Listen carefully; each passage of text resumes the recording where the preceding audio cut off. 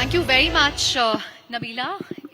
Two back-to-back very good sessions from the ministers of Telangana and Tamil Nadu. And, what was very refreshing for me is they really meant business. Both of them knew exactly, what they wanted to talk about and so very deeply involved with their portfolio. So it actually felt like hearing, two CEOs, if I can add. Can you please give all our speakers a huge round of applause? I think 3 of them have come from Hyderabad, 2 from Bangalore. And as Nabila said, deep tech is the hottest theme of the year or of the last 2 years and certainly of the last week because of Skyroot's extraordinary achievement. But before I begin, because, you all might not be familiar with who we have on stage, I want you all to take 1 minute to talk about what you do, and then we'll sort of begin with the questions. Kavi. I think Kavi has the easiest description of what he does. Thank you, Chandra. It's a pleasure to be here. It's always energizing to come to Bangalore. We always look up to this city to take energy for everything in startups. Kavikrut, Kavi's easy. I work for T-Hub. It's the world's largest home for startups based in Hyderabad, a very unique public-private partnership. We're an incubator, an investor, an accelerator, and a bunch of other things.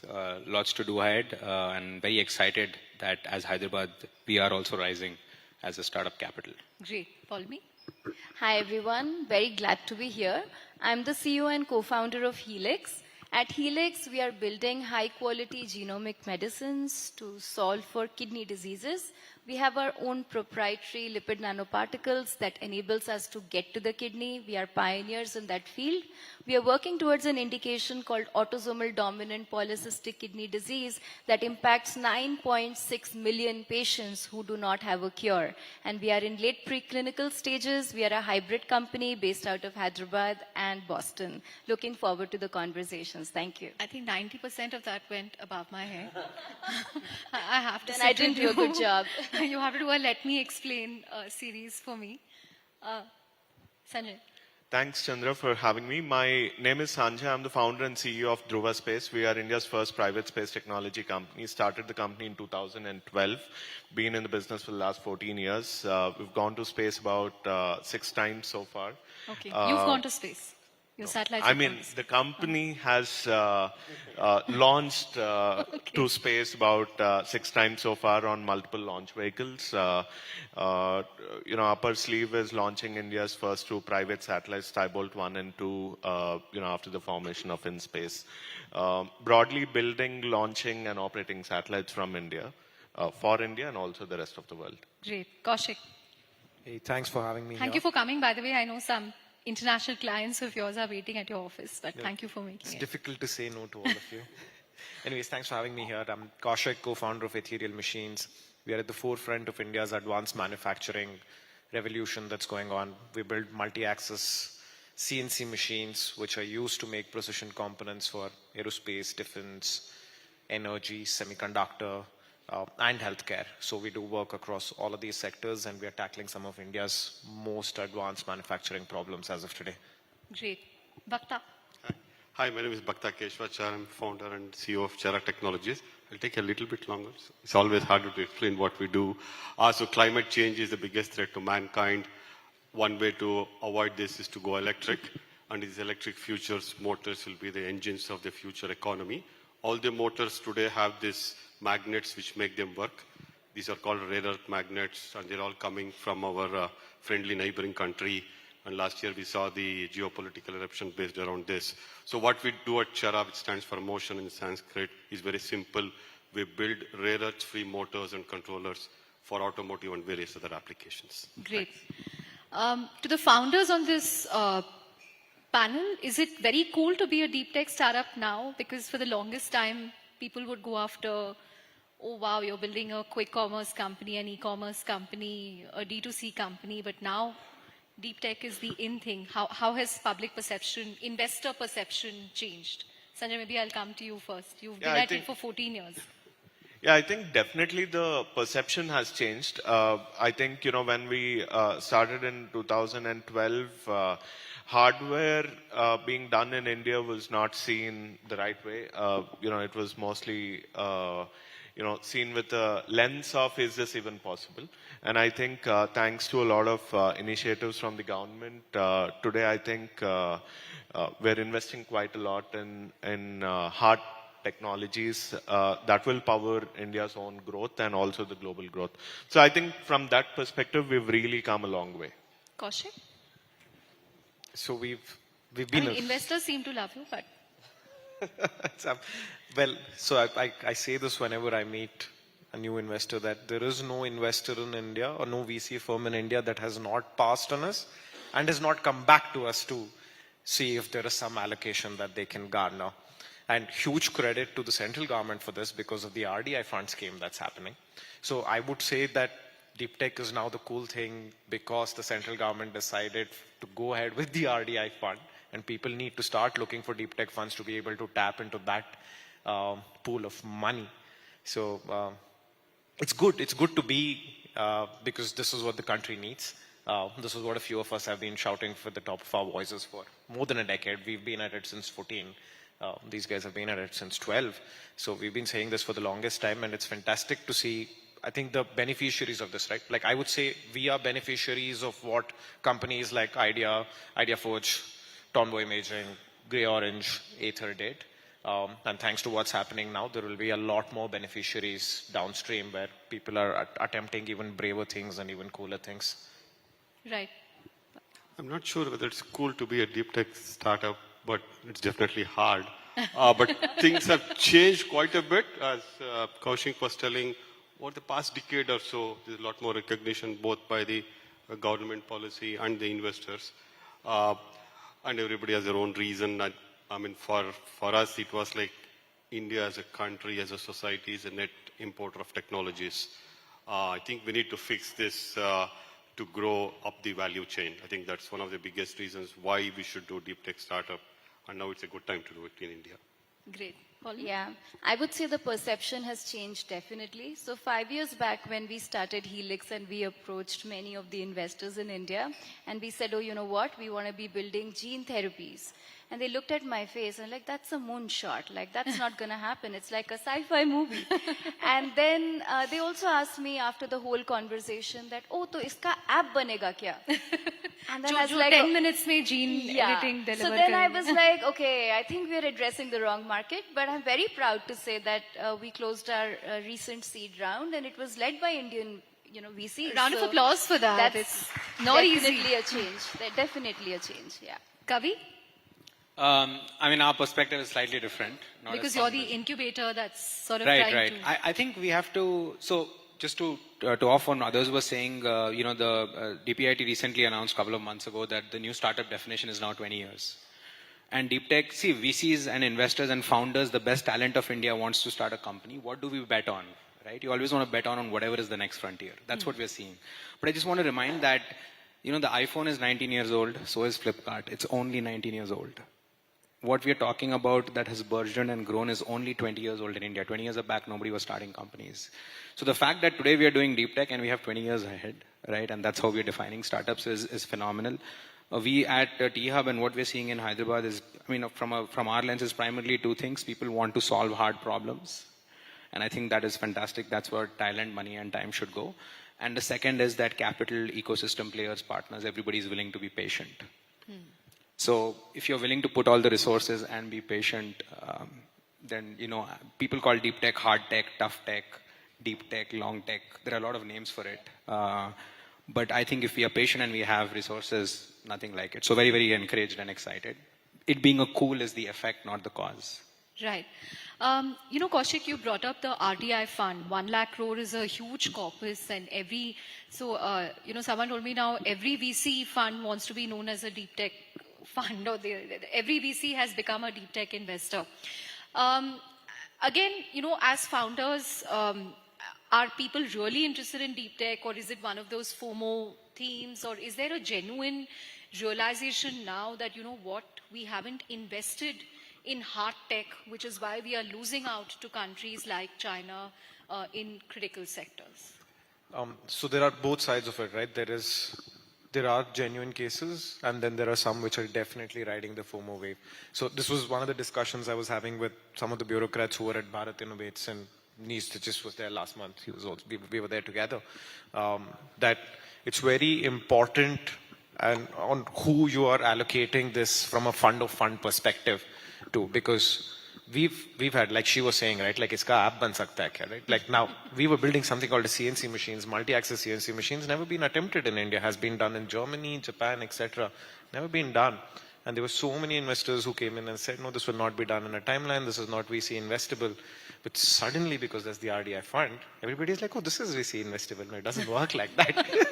Because the thesis changed overnight. Yeah, it doesn't happen, right? Because like you can call it cool, but you will still have to spend years and years in your garage. I don't know if you, yesterday I tweeted a picture from 2019 May when I couldn't afford backup of electricity. So I literally pulled in my car into the garage and was using the headlights to continue building. Wow. Because yesterday there was somebody who posted something about our work and that had blown up. I said, guys, so all of this is fine, but you'll still have to put in all of this. So it's cool, uncool, whatever you want to call it. So it's if you look at it from the VC investor perspective, right, somebody like a Bloom Ventures, right, 2019, they were investors in us. Stuck along, still continue to believe, double down in the last round that we just closed a couple of months ago. We just did a 30 million round.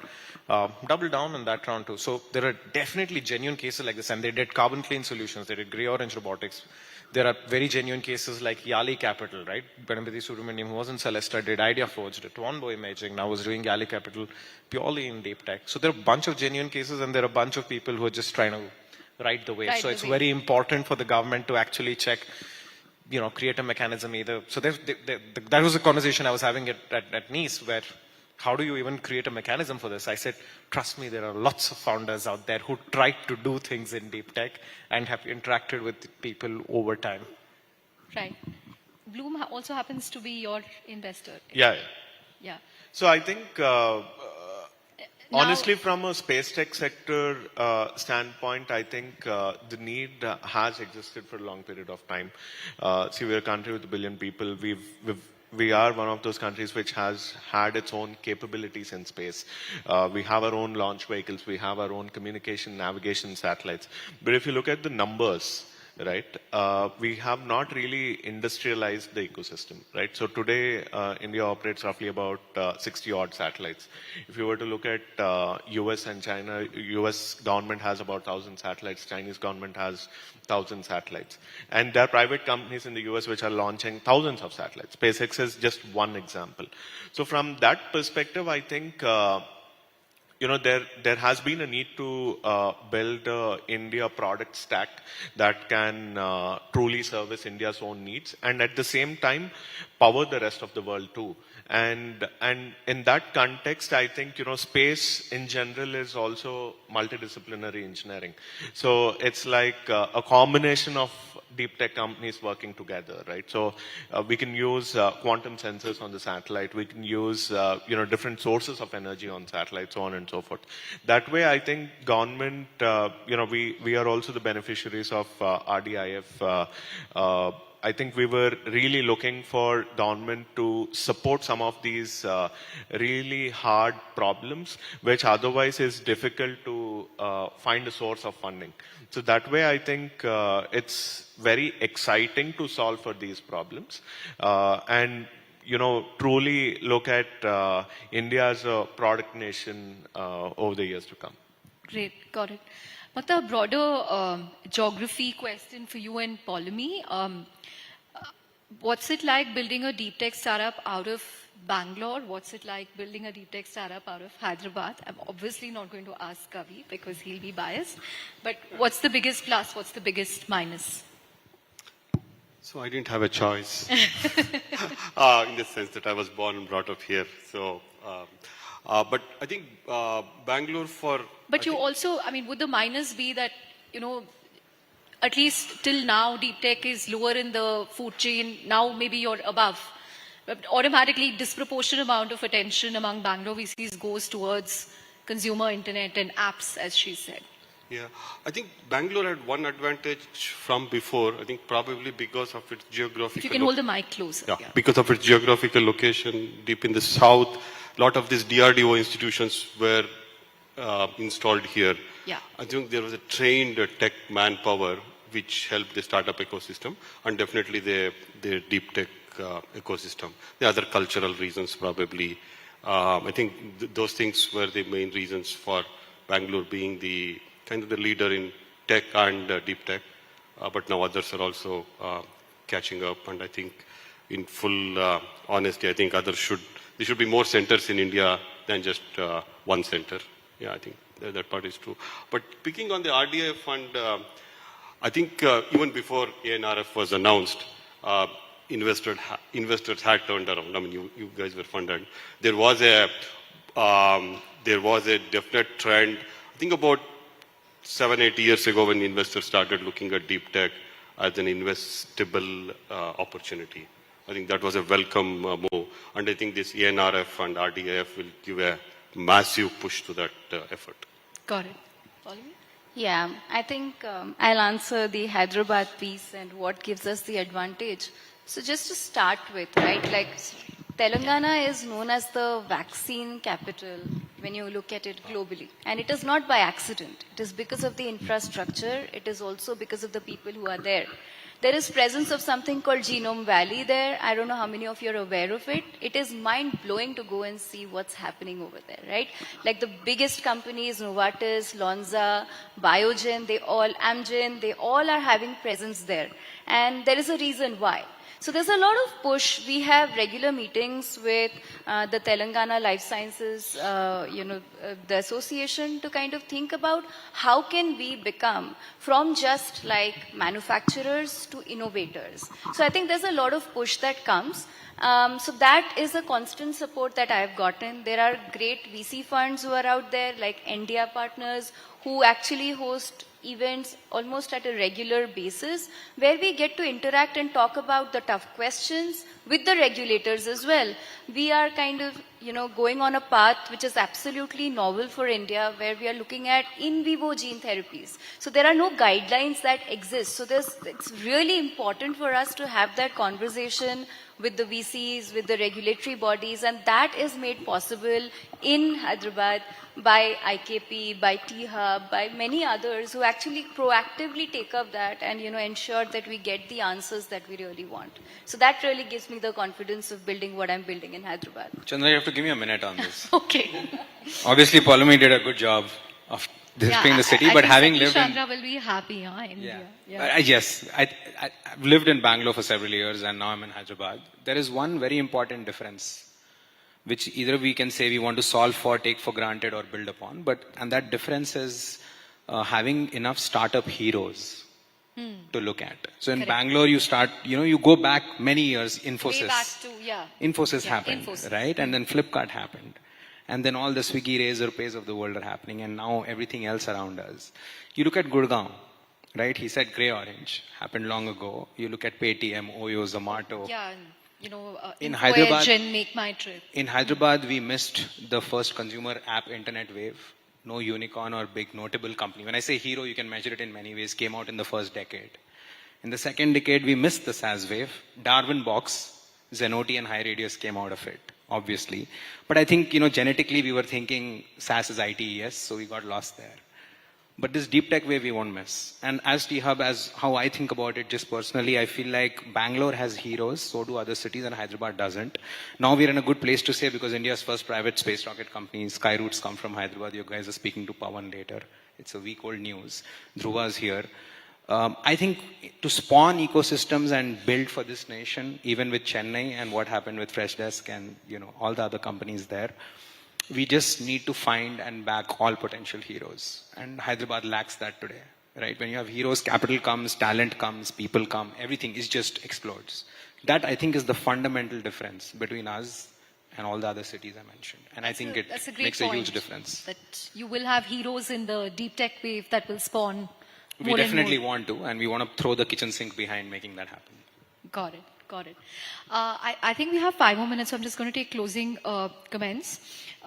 In terms of, while India is producing a lot of deep techs, how do you sort of convince customers, both in India, global customers, to buy breakthrough technology from India? Or, is that an old problem? Now people kind of know because of what we've managed to show with Apple and the whole China Plus One push. If you can give us your own perspective on how customer perceptions have changed about sourcing from deep tech companies in India. So, in our case, what we have seen is that the large companies in India are a little bit more risk aware in using new technologies like ours for various reasons, startup risk, new technologies and all that. That is slowly changing. I think we are getting a little bit of support from the large companies, but that has to change a lot to make sure that the deep tech companies like all of us here grow commercially. Got it. I think that support has to come from the corporate sector so that they buy our stuff, to put it simply, right? They buy our stuff. Apart from investment and RDIF and all that, I think a lot of deep tech companies have trouble growing up, and I think that problem needs to be fixed. And there we are seeing that the companies outside India are a little bit more risk averse than the corporates in India. Got it. Kaushik? I've always had the reverse problem. Oh. So it's 70% of my revenue today is exports. It used to be 90% at one point in time. We've had customers from Italy, UK, Japan, US, always willing to take the leap of faith. I've always found it tougher in India. But outside, it's always been easy, repeatable business. Last month, we were at Eurosatory. We were exhibiting there. Some of my team members are in Farnborough right now in UK. We have a stall there. I'm running out of a meeting with some American customers. I'm going to run back into a meeting with American customers. So we've always had it different for us. And I only see that increasing and increasing as I see more and more queries coming to us from the western part of the world. So China Plus One is real. If you were to look at it from a manufacturing perspective, China Plus One is very real. India is being considered as a very serious alternative as a reliable advanced manufacturing partner. I see a lot more components, lot more projects moving into India. Great. Yeah, from our perspective, I think the initial few years was very, very slow. Primarily because, in this sector, customers would actually like to see how the product is functioning, right? And this is quite literally space. So, people would expect that, you would have launched, you have built some credibility, so on and so forth. And I think that's where government kind of pitched in a very big way. So government has been the first backer of some of these technologies, which kind of built the trust not just within India, but also outside of India.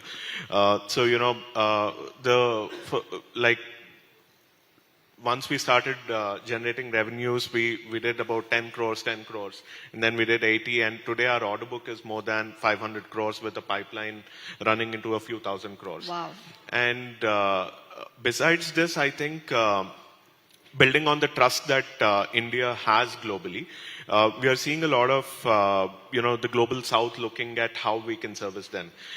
So we are today exporting to other countries. In a few cases, actually powering champions in those countries. So that way, I feel the policies and the frameworks that have come up by the government have all been adding as the fuel quite literally to all the rocket ship companies. got it. Poulami? So for us, it's very different because, we are one of the first companies from India who's actually building gene therapies for the global market, right? So from day one, it has been about relationship building with the bigger biopharma, and it takes time to kind of build that trust. So building one therapy takes about 8 years, and now we are 5 years down the journey. And there's never been a question about trust in the data that we have produced. In fact, we are in a stage where we are having material transfer agreements with bigger companies which are based out of US to do a head-to-head comparison of what our product looks like against theirs. So there's definitely that. And what we have always been appreciated for is the capital efficiency and the pace. So with China, in terms of therapeutics, one of the things that they've really accelerated is to do first in human trials. So literally from discovery of the drug to testing it in patient takes about 16 months, which is insane because in reality it should take about 6 to 8 years. But they're really considering India as an alternative, and that's why our go-to is to do phase 1/2 trials in India because it's an orphan drug. We want the regulatory support to enable that. So if it has to be a China plus one model, we really have to build the infrastructure. We have to ensure that the regulatory bodies are aligned and there is enough capital because you need patient capital in order to kind of build something that innovative. So I think that's what is needed. Got it. We're in the last 4 seconds, so Kavi, I'm going to let you have the last word. We covered the government's role with respect to the RDI fund and, how investors also have warmed up to the sector. But are you seeing India Inc. invest, in a big way? I mean, we spoke to the head of Google DeepMind India last week, and he said it's disappointing how, as a percentage of R&D, India is way lesser than what Chinese companies and American companies spend. Again, do you see that changing, or is it... because they're still not spending that much on R&D. I don't know if that's because they are listed and their incentives are different. It's geared towards shareholders. Great question, Chandra. I'll not take too much time. I think at T-Hub we work with about 100 companies to find proof of concept pilots from startups for these companies, right? There are two lenses for this that matter. The first is, what does a founder need early stage? They need either capital or they need an endorsement which can come from a invoice. Yeah. It could be free too. And I think India Inc. is behind. Family offices are investing in companies, but how many CVCs, corporate venture capital firms, do we have? So even if you're not doing R&D, because that takes a lot of commitment, are you actually investing and supporting startups, right? And I just want to, so it's behind, and I think we need to do a lot of work for getting out of the next 20-year deep tech wave and to build companies. I think India Inc. has to step up. It has to do free POCs, it has to do paid pilots, it has to take experiments and bets and CVCs. And I think we are far behind. We don't even need Google to do it. We have enough large Indian companies, that are large companies from India for the world. I want to just quote one example and wrap up with that. I think the government is ahead on this, interestingly enough. We have a vantage point as T-Hub. We are the largest defense incubator in the country, lesser known fact. We've hosted about 70 plus challenges now, IDEX challenges, right? So IDEX, which is launched by Ministry of Defense, you guys should look it up if you don't know. Just from our startups, more than 350 crores has come up in purchase orders, right? So if Indian defense buys, it answers the previous question also we were talking about, which is, quality. Yeah. Of manufacturing from India, because we are at a very interesting eclipse. There's sovereignty, macroeconomics, geopolitics at play. India is building real stuff. Indian defense is buying from Indian companies, right? So if more companies can do that, take a straw from IDEX, launch problem statements, get more startups to participate. There is actually a law in India which requires a startup winning an IDEX challenge. It requires the combined forces to only buy from that startup outside of the procurement process, right? So if companies can do that, we would have truly brought this ecosystem together and unlocked, not just for ourselves, but for the world. Great. On that note, thank you all very much. A huge round of applause for our speakers. Thank you so much. Thank you.